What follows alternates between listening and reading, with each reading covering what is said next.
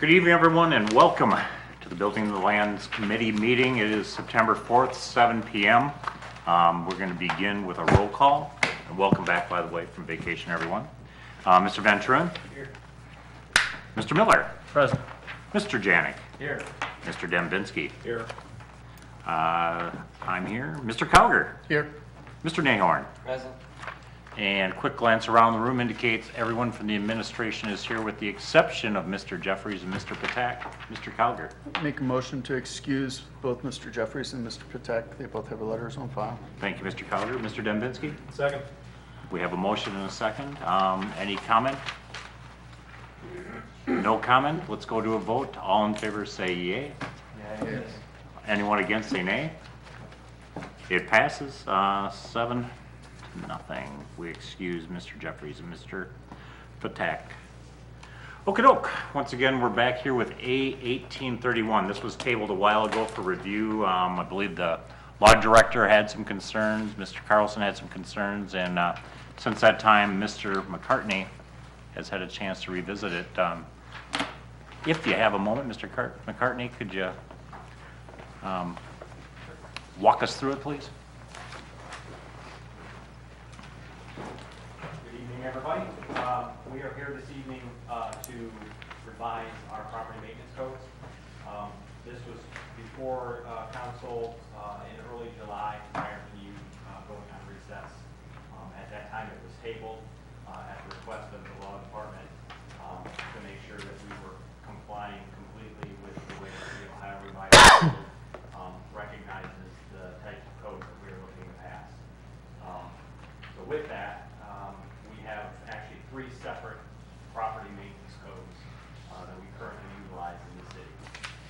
One specifically for residential exterior, one that kind of encompasses everything, including commercial properties and industrial, and a third, which we passed just a few years ago, that allowed us the means to go in and abate a property if necessary, including up to demolishing a property.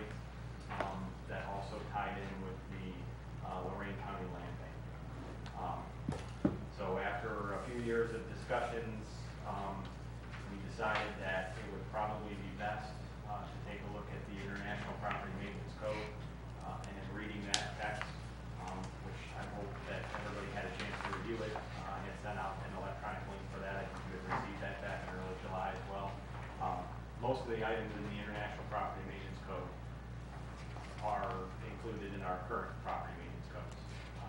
The International Property Maintenance Codes does things a little more concisely, but it should give us the same means to address property maintenance concerns for residential, commercial properties, industrial properties, both exterior, and if there is the belief that there maybe are some safety things that may be in violation on the interior, it allows for looking at those as well. But mostly it's still exterior property maintenance to try and make things look a little bit nicer, correct some safety issues that may exist outside of a structure around a property.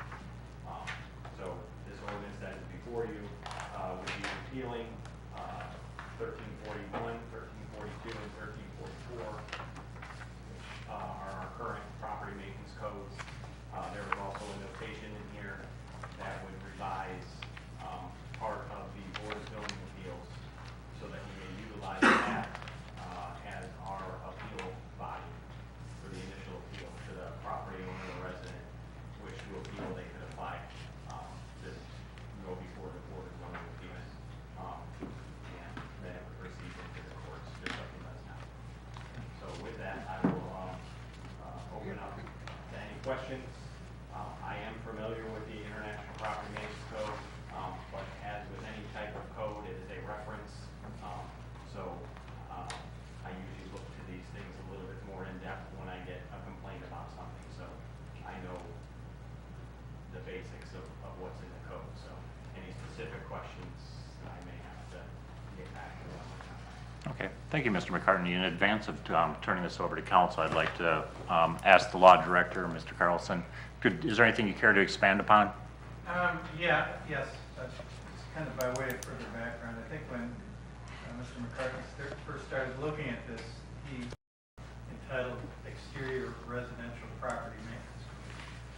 And as I went through this, it occurred to me that, first of all, well, the court only to find out that there had been some procedural deficiency in the process, and that the case would get thrown out.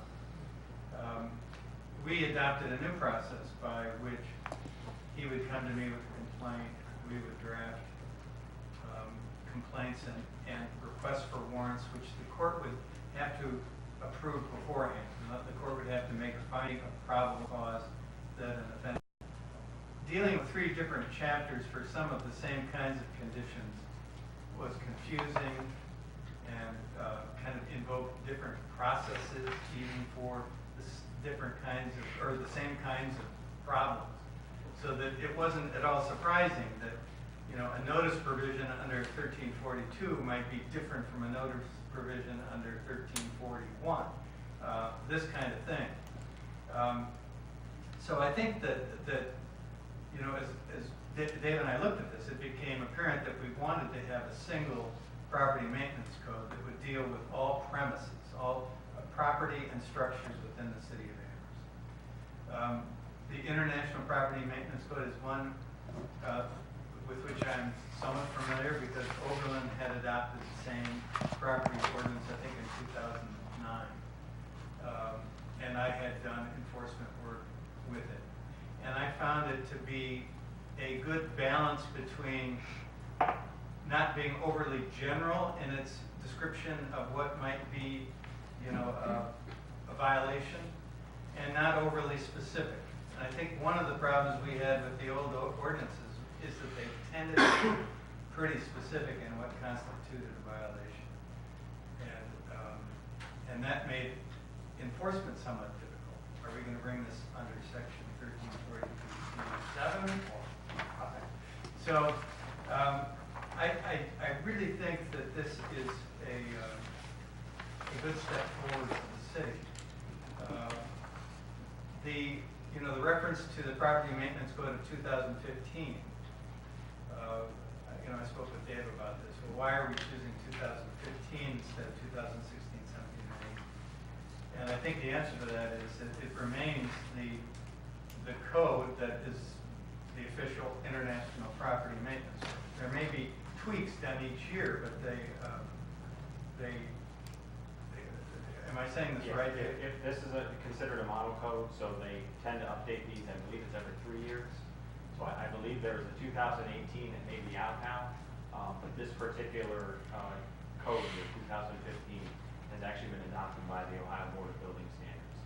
So all of our other codes are also tied to that same adoption by the Ohio Board of Building Standards. So our Ohio Building Code we utilize, our residential code, our plumbing and mechanical codes, as well as if you adopt this would be the most current that the state recognizes as well. So in a year or two, if the state comes through and they adopt the 2018 version, say in 2019, 2020, then we can come back to you at that time and ask for basically just an ordinance update for the newest code year. I would prefer to stick with what the Ohio Board of Building Standards adopts. It just makes things a little bit easier. And I might add that one of the features of the International Property Maintenance Code is that they have, first of all, there are these due process rights built into them, as there are in Amherst's chapters. But essentially theirs is a notice of violation served in a certain manner and a right to appeal. So the question arose, to what body could an appeal be filed in Amherst? And I think Mr. McCartney and the mayor and Tony and I agreed that the most likely body to handle that kind of thing would be the Zoning Board of Appeals. So the Zoning Board of Appeals had a certain jurisdiction that was set out in 112303 that did not include appeals from orders of the building official in respect to property maintenance code issues. So I just added a clause into that saying that they would have a jurisdiction power to hear the appeals from property owners for these notices of violation. One of the things that the International Property Maintenance Code makes clear is that each day is a separate violation. I think that language appeared in some of the chapters in the Amherst codes, but not in all of them. For example, 1342 did not have that statement. And so sometimes we were stuck with, Dave would issue a notice of violation, and then there would be a criminal complaint filed, the defendant might come into court, and nothing was done. The court would impose a fine of $150 cost. The defendant wouldn't pay the fine cost. So what is our recourse at that point? The recourse would have been, without that phrase, each day constitutes a separate violation, we would have to, renotice the defendant and go through the whole process over again. And the defendant might have the defense of, well, you've already found me guilty of that. Therefore, the finding of guilty was res judicata. The thing has been determined, and you can't do it again. So that inclusion of that clause makes a big difference. There was an issue that we've confronted with unregistered and inoperable vehicles on the property in Amherst. And Dave and I kind of wrestled with we can cite them for that violation, and there's a process for that. But does the city have the right to go onto their property and tow the cars? And I had submitted a request for a warrant meaning the judicially recognized right to go onto the property to do this. And Judge Giannuzzi rightly had sent this thing back to me with kind of the essence of his referral back to me was, where in your code does it declare this to be a nuisance? Because the Ohio Revised Code generally gives municipalities the right to abate a nuisance. But there was no specific declaration to that effect. So now one of the little add-ons we have to Chapter 1340 is to say that the presence of unlicensed and inoperable vehicles for a period of more than 14 days constitutes a public nuisance. So Dave then has the right to give them a citation that they can pay. He has the right to file a criminal complaint against them, and he now has the right to seek a warrant to go onto the property of the property owner and have the vehicles towed because it's a nuisance, and then have the cost of towing assessed under 725 something, I think, against the property owner. So we've tried to kind of streamline things to create a uniform approach to all of these issues in a way that we think is going to work a lot better.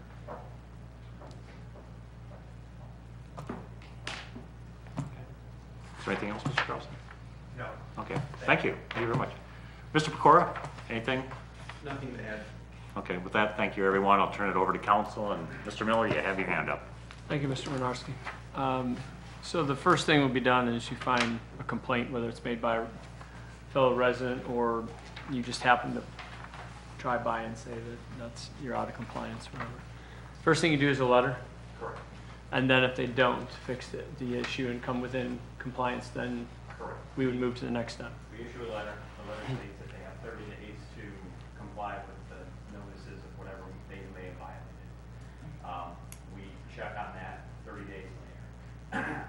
If it is not taken care of, then I reach out to the law department and say, hey, we have an issue. If they come in and appeal prior to that, I think there's a 15-day appeal. It's 30. 30 days, I'm sorry. Yeah. A 30-day appeal process written into the ordinance. So if they come in within that 30 days, they can appeal to the Board of Zoning Appeals. Then it would go before the board, and the board would say, this is a non-issue, or yeah, you are in violation. At which time they can then appeal to the courts. If they did nothing and did not come in to apply for variance, did not come in, did not take care of the issues, then we would go through the law department, and it would work its way to court that way. Or we would have the option to abate that. But typically, we try to not do it. So they would file a $35 permit fee, or fee application for the appeals board, and then they would come in front of Frank again, right, who you sent, or had a letter sent out from. When they come into the board of zoning. Right, they come in, They would come in before that. okay, and Frank would be able to explain why you sent the letter legally to them. Correct. Could they ask at the same time, not only appeal it, but ask for a variance?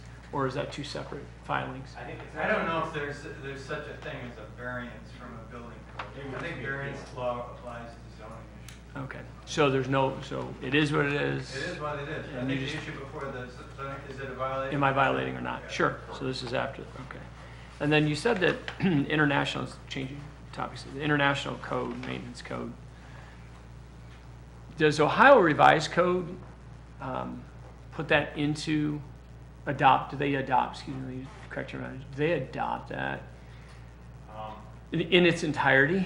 And so they refer back to it whenever the state wants to, I don't know, Frank may. I don't know the answer. and then I know as far as the building codes go, the administrative code, every time that they make that change, they adopt whatever the Board of Building Standards did. Okay. On a code like this, I'm not sure if they actually roll that into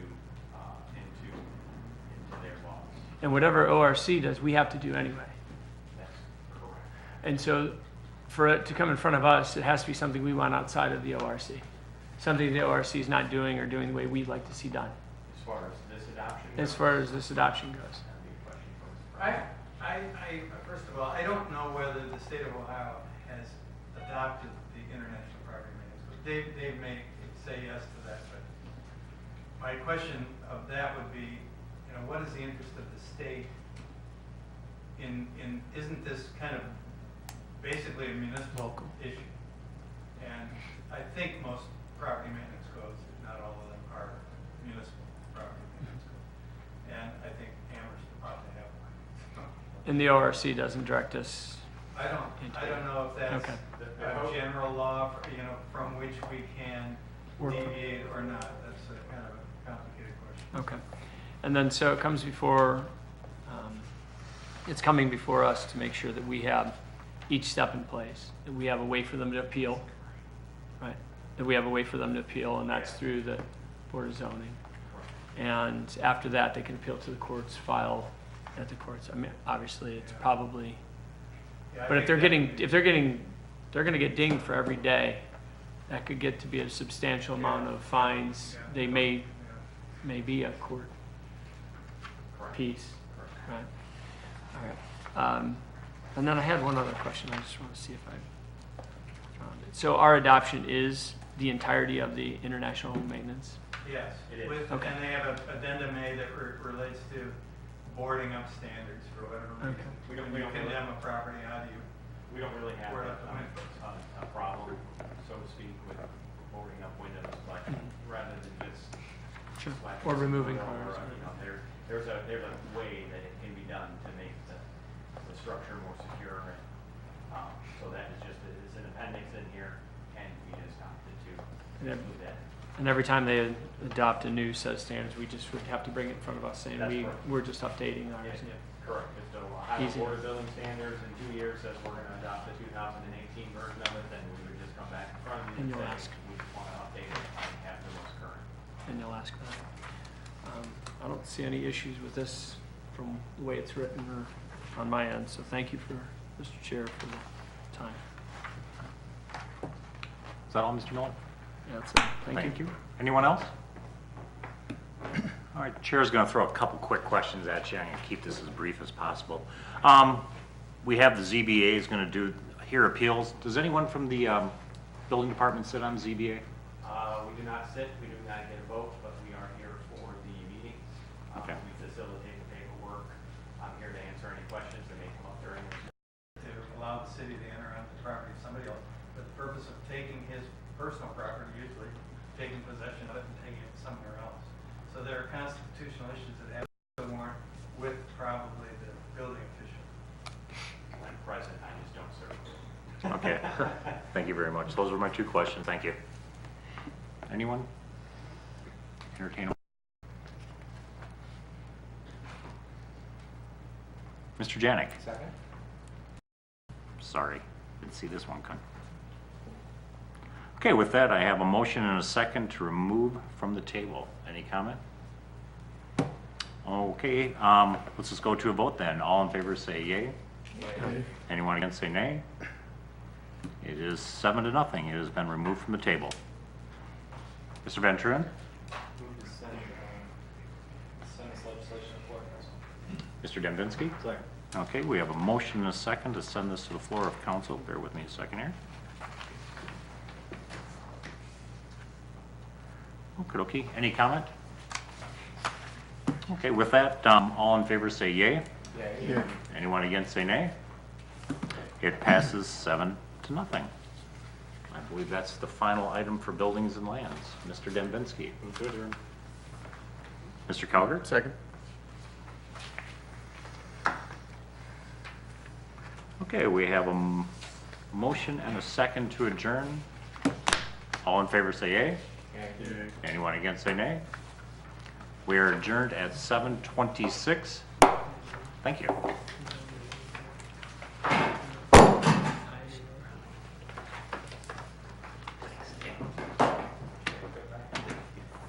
Yep.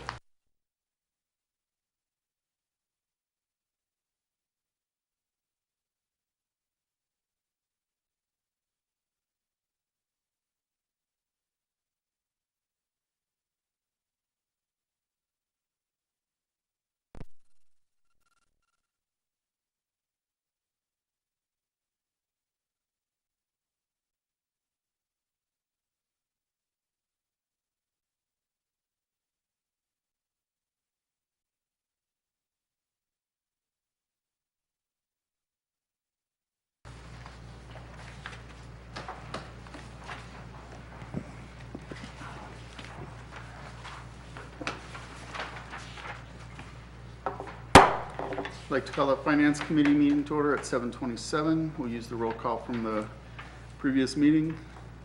We have 5 items on the agenda tonight. First item, A1834, accept grant from Ohio Bureau of Workers' Compensation for the purchase of hoods and gloves for the fire department.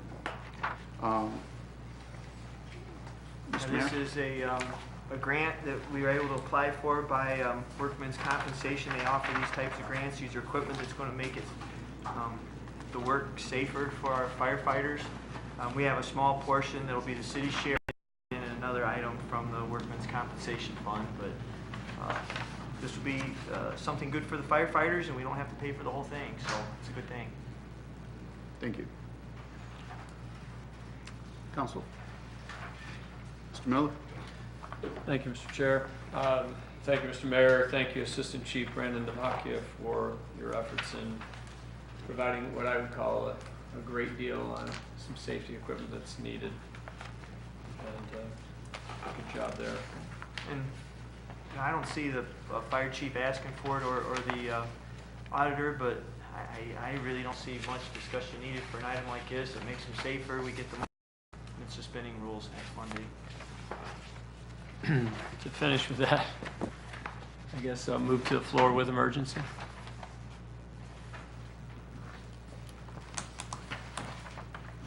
Mr. Dembinski? Second.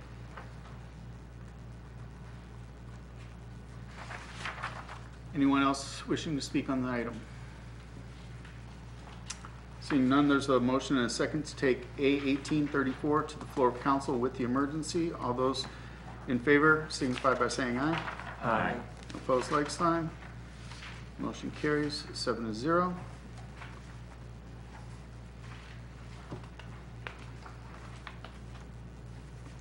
Next item, A1835, reappropriate funds in the fire department accounts as follows. From account 100-1002-52125, workers' compensation of $2,085.33 to 100-1002-52710, transfers out in the same amount, $2,085.33. This covers the city's share of that grant. Mr. Dembinski. Move to send A1835 to the floor of council with the emergency. Mr. Winiarski. I'll second. Any further comments or questions on this item? Seeing none, there's a motion and a second to take A 1835 to the floor of council with the emergency. All those in favor signify by saying aye. Aye. Opposed, like sign. Motion carries 7-0.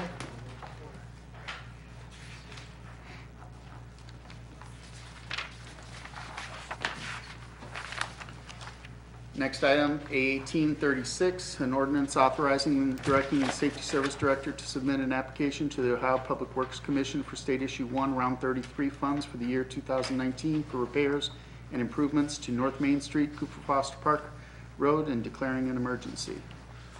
Mr. Mayor. It's something we apply for every year in the states, and they'll work with our engineers to, and we'll have to come back to get the monies approved from you. But we'll be asking anywhere between $500,000 and $750,000 from the state. Some of that'll be grant, some of that'll be zero interest loans. So just first up and getting another part of our city improved. Thank you, Mr. Mayor. Mr. Dembinski. Thank you, Mr. Chairman. This is separate from the repaving effort, which is joint with Lorraine of the rest of Cooper Foster. It that is. correct? Okay. And I've talked to the engineers about two fairly large projects being in pretty close, but we really think the detours will work. We think it's a different group of traffic. 58 will still be open. So we really do think that both these projects will work in conjunction with each other. If you really think about the scope of the whole city, those two areas is probably what we need the most. So we made a decision to do them both at the same time. Okay, thank you. That's all, Mr. Chairman. Thank you. Anyone else? Ms. Bissell? Yes, Mr. Mayor, the bank stabilization for the curve, is this the curve that's about 500 feet south of that intersection? Yes. Okay, thank you. That's all. And you know, we don't know what that's going to, that's why I say between $1 million and $1.5 million, depending on what the engineers decide we can do. Thank you. Mr. Miller?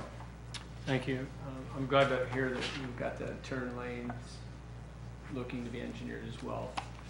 I think that's important. I'm not sure about pedestrian traffic or bike traffic through there, but at least that's going to, I think, solve some of the safety issues we're seeing at that intersection. So thank you very much, and I'm willing to take this to the floor as well with them. And it looks like we want emergency on this as well. Mr. Dembinski?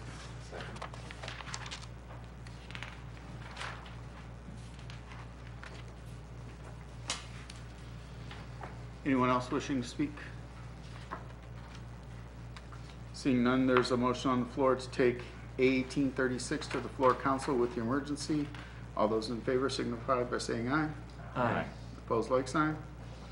Motion carries 7-0.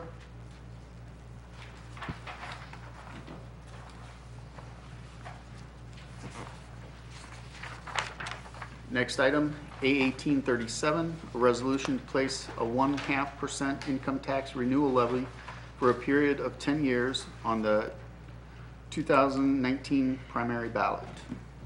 Mr. Mayor?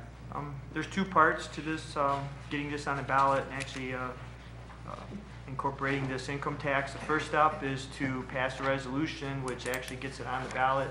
I'm suggesting that we renew this exactly like it is for another 10 years, no changes to the levy.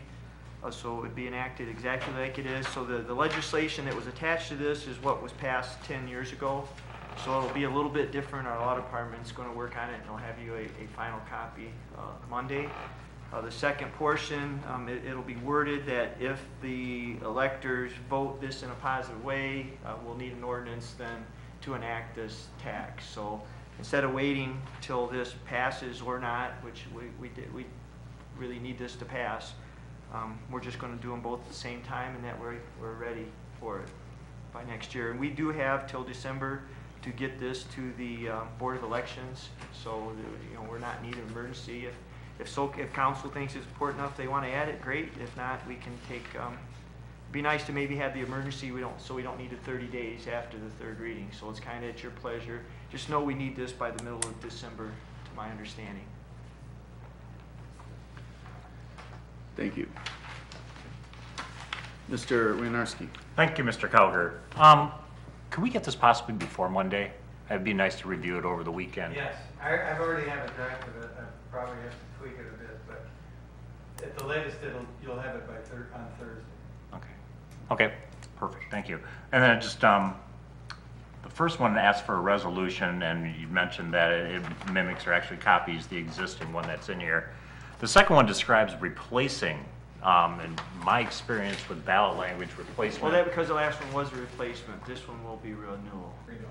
Okay, Because we did replace the last one with some different language, so this will be a renewal exactly like it is today. okay, So that language will be different. so it's gonna change from replacement Yes, to renewal. correct. So the ballot language will show it as a renewal. Okay. We replace, Mr. Winarski, the allocation of the 0.5% from a certain format to another.